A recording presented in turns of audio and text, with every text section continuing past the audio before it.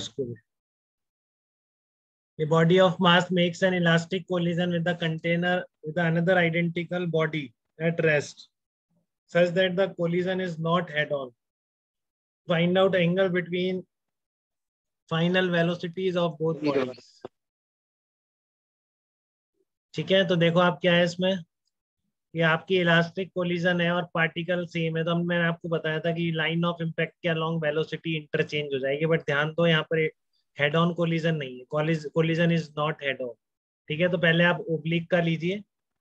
ठीक है, तो ओब्लिक का ये एग्जांपल होता है कि आपकी लाइन ऑफ इम्पैक्ट हो गई, ठीक है, और इससे किसी एंगल पर इस तरह से वेलोसिटी बनाया करो ओब्लिक कोलिजन, तो ये क्या हो जाएगी, कॉमन टेंजेंट हो जाएगी। तो क्या कह रहा हूँ कि अगर सेम मास के पार्टिकल्स इलास्टिक कोलिजन, तो along the line of impact उनकी वेलोसिटीज क्या होती है, इंटरचेंज हो जाती है। ठीक है, along the line of impact velocities क्या होती है, इंटरचेंज हो जाती है। मान लो यू है और ये थीटा है, ठीक है, तो ये वाला component just before the collision पूछ रहा हूँ, ये तो रेस्ट पर है, बोला है ना रेस्ट पर है। A mass m makes an elastic collision with another identical body at rest.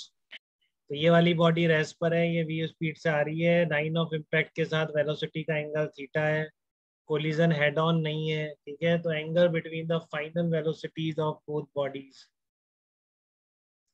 ठीक है, तो फाइनल वेलोसिटीज के बीच एंगल चाहिए। Collision is not head on but elastic collision है, तो अलोंग द सेम मास है, तो along the line of impact velocity interchange हो जाएगी।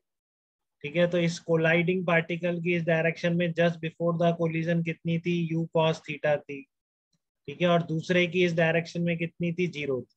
तो बस कोलिजन के बाद उल्टा हो जाए, इस वाले की कितनी हो जाएगी, along the line of impact you cos theta second वाले की, और फर्स्ट वाले की कितनी हो जाएगी, 0।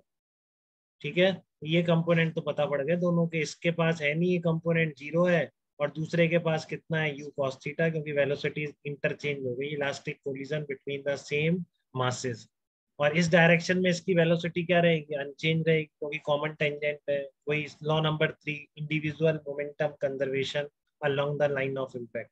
तो ये वेलोसिटी बाद में भी वैसी रहेगी। देख लो, इधर कंपोनेंट नहीं है तो इसकी वेलोसिटी ऐसे है, और दूसरे की इतनी है, तो कितना हो गया बीच का एंगल, दोनों की वेलोसिटीज में एंगल कितना हो गया, 90 डिग्री हो गया कि नहीं, वही पूछ रहा है। ठीक है ना, find out angle between final velocities of both the bodies, तो कितना आ जाएगा आंसर आपका, 90 डिग्री आ जाएगा। ठीक है, कोई डाउट बेटा इस प्रॉब्लम में, सबको बात क्लियर है इतनी? Yes sir. चलिए, वेरी गुड।